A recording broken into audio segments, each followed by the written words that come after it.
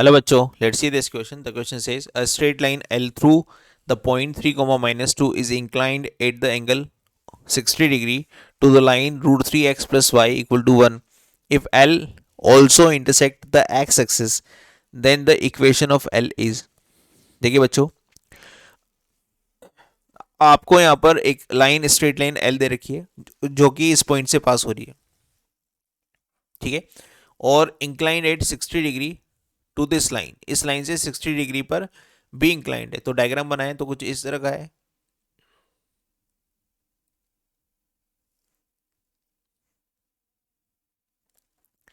इन दोनों के बीच का एंगल है 60 डिग्री और ये वाली लाइन जिसका स्लोप मुझे अभी नहीं पता वो 3 कोमा माइनस 2 से पास हो रही है और दूसरी लाइन तो हमें गिवन है। तो इन दोनों के बीच का एंगल 60 डिग्री है, ठीक है। If L also intersect the x axis, L का मतलब ये वाली लाइन है, एल ये वाली लाइन एल है, ये वाली लाइन एक्स एक्सिस को इंटरसेक्ट करती है, तो हमें इक्वेशन ऑफ,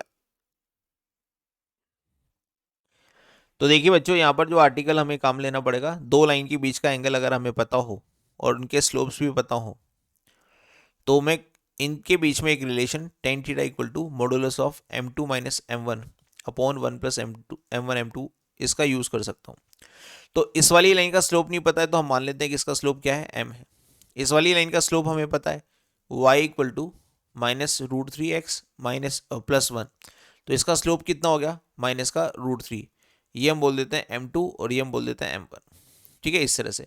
और दोनों के बीच का एंगल भी पता रखा है, तो इस वाले फॉर्मूले से tan 60 degree equal to m2 minus m1, तो m2 मैं इसको बोल देता हूँ माइनस का रूट 3 और माइनस का m1, तो माइनस का m1 तो m1 ये है, हमने m1 माना है ना, और 1 माइनस इन दोनों का प्रोडक्ट, तो इन दोनों का प्रोडक्ट क्या हो जाएगा, माइनस का रूट 3 m1, इस तरह से।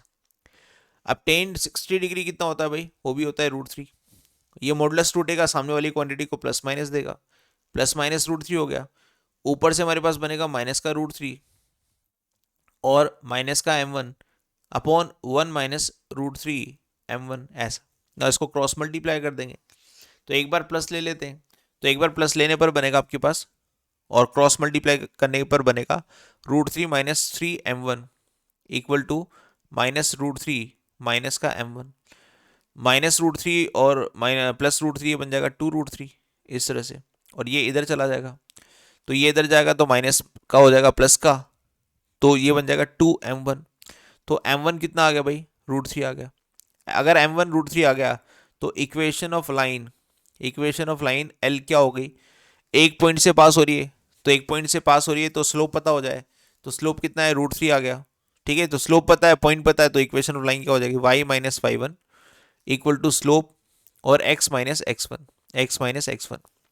नाउ इसको थोड़ा सा अरेंज करते हैं तो y minus root 3x plus का 2 और प्लस 3 रूट 3 इक्वल टू 0, ऐसा ऑप्शन देखते हैं कि कहीं मिल रहा है क्या। तो y minus root 3x plus 2 plus 3 root 3, ये हमारे पास एक लाइन आ गई, ऑप्शन नंबर बी हमारा करेक्ट आंसर होगा यहाँ से। अभी एक सिचुएशन और बाकी है माइनस वाली, तो माइनस वाली सिचुएशन को भी ले लेते हैं। तो माइनस का रूट 3 प्लस का 3m1 इक्वल टू माइनस का रूट 3 और माइनस का m1, रूट 3 से रूट 3 कट जाएगा, माइनस का रूट 3 से माइनस का रूट 3 कट जाएगा, और m इक्वल टू कितना आ जाएगा, या m1 इक्वल टू 0 आ जाएगा। नाउ इक्वेशन ऑफ लाइन लिखें, इक्वेशन ऑफ लाइन L वो कैसी हो जाएगी, y minus Y one, slope हमारे पास 0 आ गया, और x माइनस x1, ठीक है।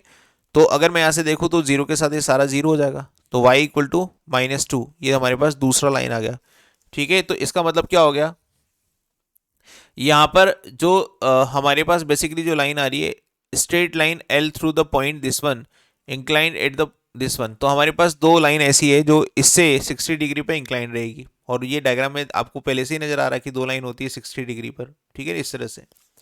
अब हमें उस लाइन को L बोलना है जो एक्स एक्सिस को क्या होती है, इंटरसेक्ट भी करती है।